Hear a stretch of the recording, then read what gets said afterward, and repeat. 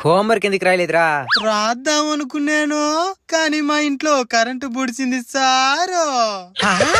అయినా రాద్దాం అనుకుంటే నాకు కడుపు నొప్పి వచ్చేసింది సారు. అప్పటికి రాద్దాం అనుకుంటే ఓలమ్మో అప్పటికి రాద్దాం అనుకుంటే మాయవ్వ చచ్చిపోయిందే.